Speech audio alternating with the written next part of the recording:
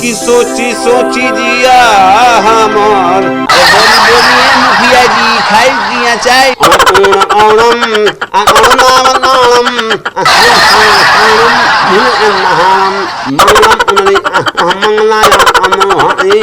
नमस्कार, आप देख रहे हैं सिटी पोस्ट। मैं हूं अभिषेक मिश्रा। हम कई भोजपुरी कलाकारों से आपको रूबरू कराते रहे हैं, उनसे बातचीत करते रहे हैं, उनका इंटरव्यू आपको दिखाते रहे हैं, तो किसी सस्पेंस की ज़रूरत नहीं है। आप समझ गए होंगे कि आज हम फिर किसी भोजपुरी कलाकार के साथ हैं और आपको एक नए भोजपुरी कलाकार से रूबरू कराने जा रहे हैं। हमारे साथ आज जो कलाकार हैं जिनसे हम बातचीत करने जा रहे हैं, उनके संघर्ष के सफ़र को समझने जा रहे हैं और उनकी जो कलाकारी है उस कलाकारी का नमूना आप तक पहुंचाने जा रहे हैं।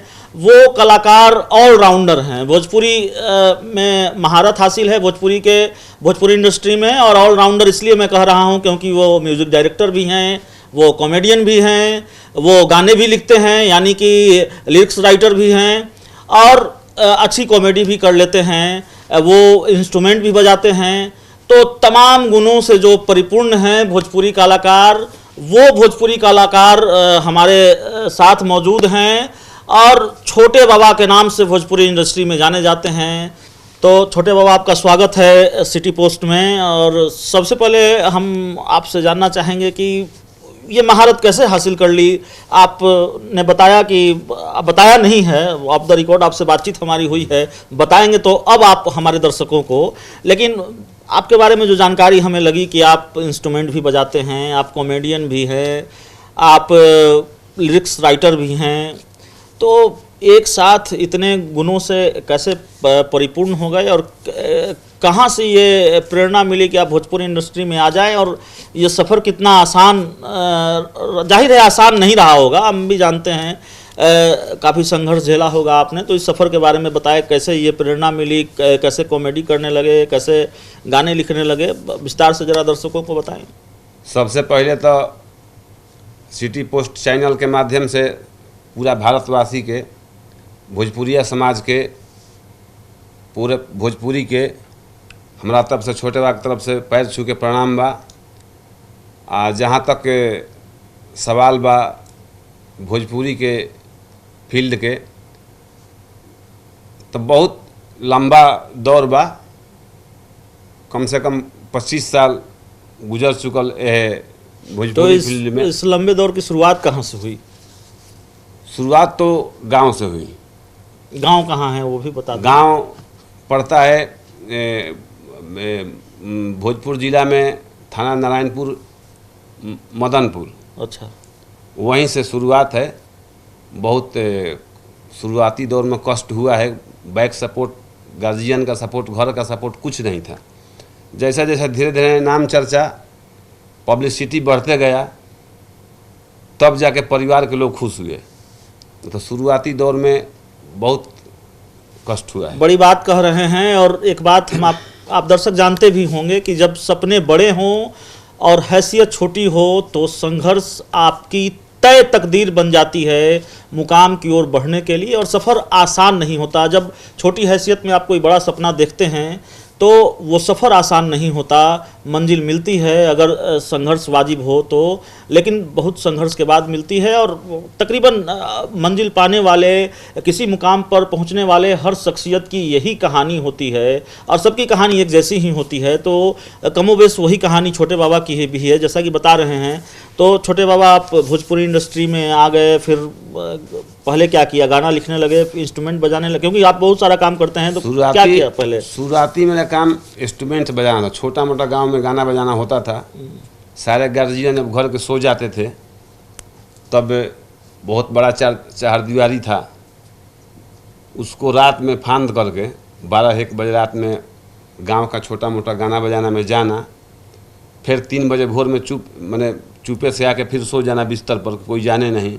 उसी में 2-4 बार मार भी खाए हैं गार्जियन से, जब दीवार फांद रहे हैं। ये अक्सर होता है जब आप इस तरह के, क्योंकि कोई भी जो अभिभावक होते हैं वो, उनको लगता है, एक तय सोच होती है कि ये रास्ता ठीक नहीं है, या फिर इस रास्ते पर अगर बच्चा आगे बढ़ रहा है तो इसमें कोई भविष्य नहीं है? सबको ये लगता है, इनके अभिभावकों को भी ये लगता होगा, इसलिए छोटे बाबा ने पिटाई खाई है। तो पिटाई खाएं उसके बाद, क्योंकि हमारे घर में इस लाइन से कोई नहीं है। हमारे पिताजी प्रोफेसर थे यहीं पटना में, तो इस लाइन से कोई बिलोंग नहीं करता है। और धीरे धीरे हम अपना काम जारी रखें, मार खाते रहे उसमें 2-4 बार, हार नहीं मानी। हार नहीं मानी। हाँ, ऐसा भी हुआ है कि हम कॉलेज का एग्ज़ाम भी तक छोड़ दिए हैं प्रोग्राम के लिए। समझ गए।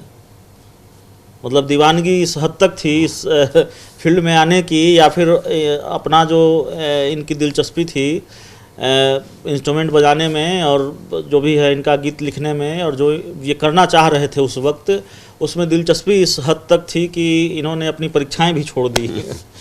उसके बाद आप भोजपुरी इंडस्ट्री में आ गए। तो मेरा सवाल था कि आपने पहले क्या किया? पहले गाना लिखने लगे, पहले कॉमेडी करने लगे, या फिर? शुरुआती दौर इंस्ट्रूमेंट हम बजा रहे थे। ठीक है। एक भारतीय संस्कृति के अंतर्गत एक मजीरा होता है झाल, हाँ, वही हम बजाना गांव से शुरू किए।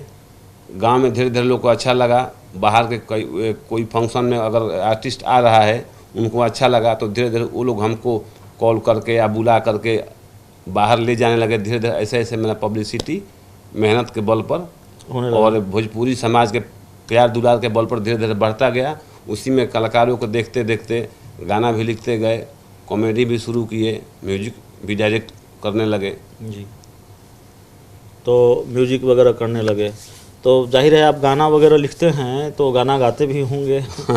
कोई ऐसा गाना बता दीजिए, सुना दीजिए, बता नहीं दीजिए, सुना दीजिए दर्शकों को, जो जिसको लगता हो कि आपका फेवरेट है, आपको बहुत अच्छा लगता हो, वैसा कोई गाना आप अगर गा सके तो। हम मेरा 2-4 गाना जो पवन जी के गाया हुआ जो सुपर हिट है, आपने लिखा भी है उसको? हाँ हाँ। अच्छा, वही सुना दीजिए।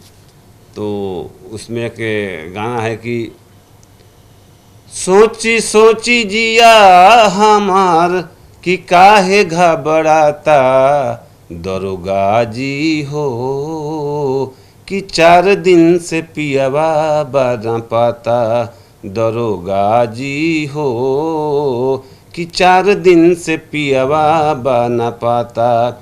सहरा में खोजनी बजरिया बजरिया, कतहीं बलम जीना आवेले नजरिया, कि लागता कि सैया चली गईले कलकत्ता दरोगा जी हो, 4 दिन से पियवा बना पाता। तो 4 दिन से पियवा बा न पता। तो बड़ी जानकारी दी है छोटे बाबा ने। पवन सिंह के लिए कई गाने लिख चुके हैं। पवन सिंह भोजपुरी के सुपरस्टार माने जाते हैं, और उनके लिए कई सुपरहिट गाने लिखे हैं छोटे बाबा ने, और उन्हीं गानों में से गाना ये गुनगुना रहे थे। हमारे मन में भी जिज्ञासा है, जाहिर है दर्शकों के मन में भी ये जिज्ञासा होगी कि पवन सिंह के साथ कैसे जुड़ाव हो गया, पवन सिंह के साथ कैसे जुड़ गए और फिर उनके लिए गाने लिखने लगे, वो कहानी क्या है? जान पहचान तो बहुत पहले से थी। उनके चाचा जी अजीत सिंह भी बहुत बड़े सिंगर थे, पवन जी के गुरु वही हैं। उनसे जान पहचान बहुत पहले से थी। इसके पहले हम भोजपुरी सम्राट भरत शर्मा जी के साथ काम कर रहे थे। उसी दरमियान नज़दीकी बढ़ते गया, और कुछ दिन ऐसा चला कि लुक छिप करके, झूठ बोल करके उधर भरत शर्मा जी के प्रोग्राम में जाते थे, और इधर पवन जी के भी प्रोग्राम में आते थे। बोल देते थे कि प्रोग्राम ले लिए हैं, झूठ साथ पर कुछ दिन चला, लेकिन हम समझ गए कि पवन जी हमको छोड़ेंगे नहीं। तो अब उधर हम अपना भरत जी से अपना हाथ जोड़ लिए, नहीं भाई हम उसी साइड में पवन जी के साथ रहेंगे। जब से जुड़े तब से पवन जी का ऐसा प्यार दुलार मिला कि अब जिंदगी नहीं बह जाएगा, टूटेगा नहीं। तो पवन सिंह के साथ जुड़ गए। आप कॉमेडी भी करते हैं, वो कॉमेडी का कोई नमूना भी हमारे दर्शक देखना चाहेंगे, जो आपकी पसंदीदा कॉमेडी हो, कोई तकिया कलाम हो, कोई टैग लाइन हो, वो अपने अंदाज में ज़रा सा दर्शकों को दिखाएं। सबसे पहले मेरा कॉमेडी हिट हुआ था पवन जी के ऑडियो कैसेट के माध्यम से। उसमें एक गाना था मुखिया जी मन होखे तब बोली, उसी में मेरा बीच बीच में पंच लाइन था, बोली बोली ये मुखिया जी खाइब किया चाय, बोला बोला ये रानी डीजल पेबू के पानी, बोला बोला ये जहाज बुकिंग काल हुई कि आज मईयो गो मईगो, इसी टाइप का वहीं से मेरा कॉमेडी का शुरुआत हुआ। हाँ, तो उसको अपने अंदाज में अगर सुना सकें तो सुना दीजिए। अरे बोली बोली है मुखिया जी खाइब किया चाय।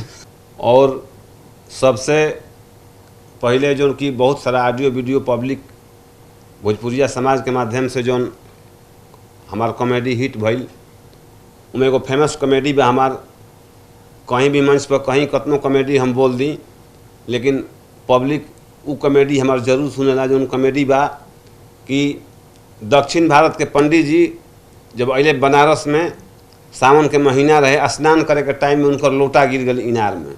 उ लोटा के निकाले खातिर उ पंडित जी अपना भाषा में बनारस के लोग से कैसे कहते रहे कि कष्टिका के कुष्टिका में लुष्टिका गिरिष्टिका, कष्टिका के कुष्टिका में लुष्टिका गिरिष्टिका, कौन है धर्मिष्टिका जो काष्टिका के कुष्टिका से लुष्टिका निकाष्टिका।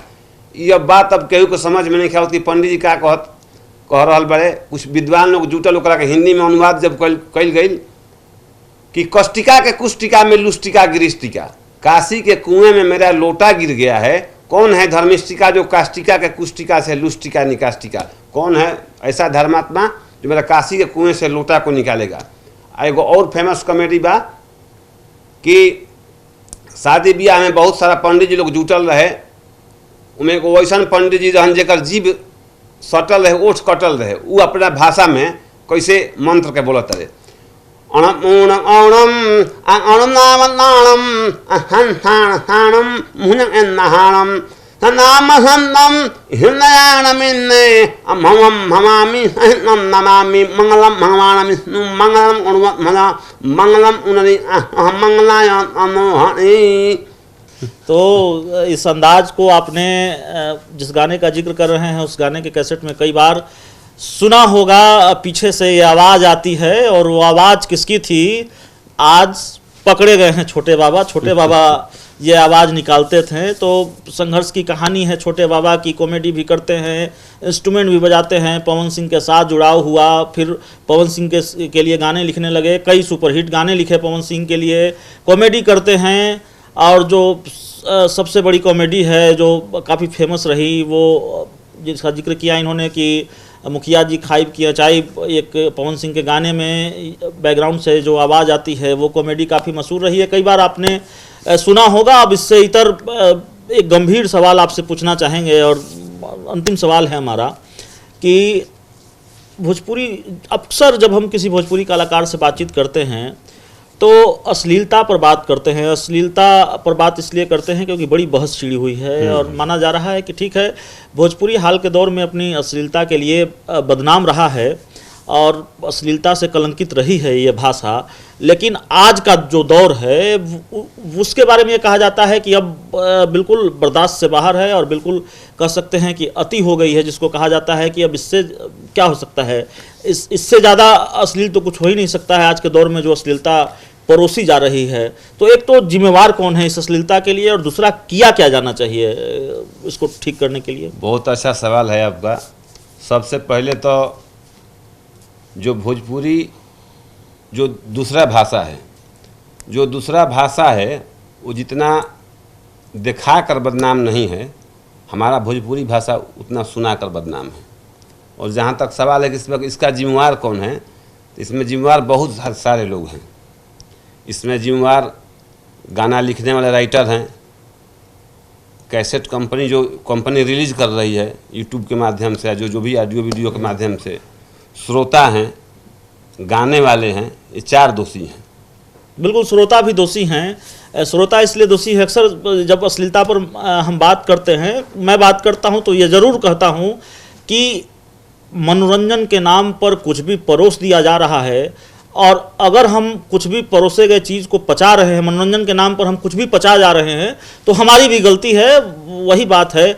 लेकिन परोसा भी नहीं जाना चाहिए और पचाया भी नहीं जाना चाहिए। हम ग्रहण कर रहे हैं तो हम भी दोषी हैं। तो क्या किया जाना चाहिए? अब लगता है कि भोजपुरी भाषा कलंकित हो रही है और आज का दौर सबसे बुरा दौर है भोजपुरी के लिए, क्योंकि अब अश्लीलता अपनी हद को पार कर गई है, पराकाष्ठा को पार कर गई है। तो सीधा सपाट सवाल है, क्या किया जाना चाहिए? इसको सुधार करना चाहिए। इसका अगर सुधार किया जाए, मेरा जहाँ तक सवाल है, अगर कोई भी ऐसा कोई बना रहा है कि हम इसको सुधार करेंगे, तो सबसे पहले हम खड़ा होने के लिए तैयार हैं, आगे रहेंगे इसके सुधार के लिए। उस सिंगर से पूछिए जो गाना गा रहा है कि पहले अपने जो गाना तुम गा रहे हो, लेडीज हो या जेंट्स हो, तो पहले अपने घर में सुनाओ। सही बात है, जाहिर सी बात है कि जो गाना, जिस गाने को हम अश्लील कहते हैं, वो गाना कोई व्यक्ति अपने घर में नहीं सुन सकता। जो गाते हैं वो भी अपने घर में न बजा सकते हैं न सुना सकते हैं। जाहिर है यही पैमाना है कि अश्लीलता की पराकाष्ठा किस हद तक भोजपुरी गानों में फैल गई है। तो हम बातचीत कर रहे थे, तमाम मुद्दों पर हमने बातचीत की। छोटे बाबा से भोजपुरी के कलाकार हैं और बहुमुखी प्रतिभा के धनी हैं। हम पहले ही बता चुके हैं आपको कि इंस्ट्रूमेंट बजाते हैं, कॉमेडी करते हैं, गाने लिखते हैं और तमाम तरह के गुणों से परिपूर्ण है। उनसे हमने बातचीत की और इस बातचीत में अब इतना ही। छोटे बाबा से हमने आपको गाना भी सुनवाया, कॉमेडी भी उनके जरिए सुनवाई और अश्लीलता पर भी बातचीत की, क्या किया जाना चाहिए, इनसे हमने जवाब मांगा, जवाब इन्होंने दिया है। तो ये पूरा इंटरव्यू अगर आपको अच्छा लगे तो इस इंटरव्यू को शेयर करें, हमारे यूट्यूब चैनल को सब्सक्राइब करें, बेल आइकन जरूर दबा दें ताकि हमारी खबरें सबसे पहले आप तक पहुंचे। प्यार, समर्थन और सहयोग के लिए बहुत बहुत धन्यवाद। क्या आप जानते हैं कि घर बैठे आप अपनी स्वास्थ्य समस्याओं का सलूशन पा सकते हैं सॉफ्टकेयर मोबाइल ऐप के द्वारा? अधिक जानकारी के लिए आप संपर्क कर सकते हैं। हमारे फोन नंबर्स हैं 9472981111, 9472982222। Softcare app, solution at your finger tips.